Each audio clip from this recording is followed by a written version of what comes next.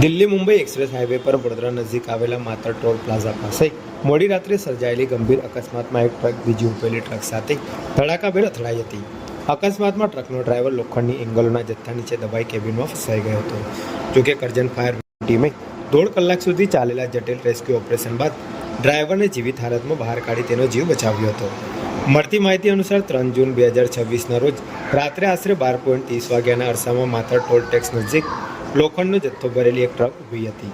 તે દરમિયાન પાછળથી પૂરઝડપે આવી રહેલી લોખંડની એંગલો ભરેલી બીજી ટ્રક અગમ્ય કારણોસર ઊભેલી ટ્રકના પાછળના ભાગે ધડાકાભેર અથડાઈ હતી. અકસ્માતની અસર એટલી ગંભીર હતી કે ટ્રકનો આગળનો ભાગ સંપૂર્ણપણે ક્ષતિગ્રસ્ત થઈ ગયો હતો. ટ્રક ચલાવી રહેલો ડ્રાઈવર કેબિનમાં ફસાઈ ગયો હતો અને તેના ઉપર લોખંડની એંગલોનો જથ્થો પડી જતા સ્થિતિ વધુ ગંભીર બની ગઈ હતી. અકસ્માત બાદ ઘટના સ્થળે અફરાતફરીનો માહોલ સર્જાયો હતો. ઘટનાની જાણ થતાં કરજણ ફાયર વિભાગની ટીમ તાત્કાલિક સ્થળ પર પહોંચી હતી. ફાયર જવાનોએ સૌપ્રથમ ટ્રકમાં ભરાયેલી ભારે લોખંડની એંગલો દૂર કરવાની કામગીરી હાથ ધરી હતી. ત્યારબાદ રેસ્ક્યુ કટર સહિતના આધુનિક સાધનોની મદદથી ટ્રકના પતરા કાપી અંદર ફસાયેલા ડ્રાઈવર સુધી પહોંચવાનો પ્રયાસ કરવામાં આવ્યો હતો. લગભગ 1.5 કલાક સુધી ચાલેલા કઠિન અને જોખમી રેસ્ક્યુ ઓપરેશન બાદ ફાયર વિભાગની ટીમે ડ્રાઈવરને જીવિત બહાર કાઢવામાં સફળતા મેળવી હતી.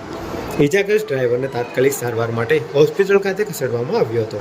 કરજણ ફાયર વિભાગની સમયસરની કામગીરી અને જવાનોની સતર્કતાના કારણે ગંભીર અકસ્માતમાં ફસાયેલા ડ્રાઈવરનો જીવ બચી જતા સ્થાનિકોએ ફાયર વિભાગની કામગીરીને બિરદાવી હતી. અકસ્માત અંગે કરજણ પોલીસ દ્વારા વધુ તપાસ હાથ ધરવામાં આવી છે.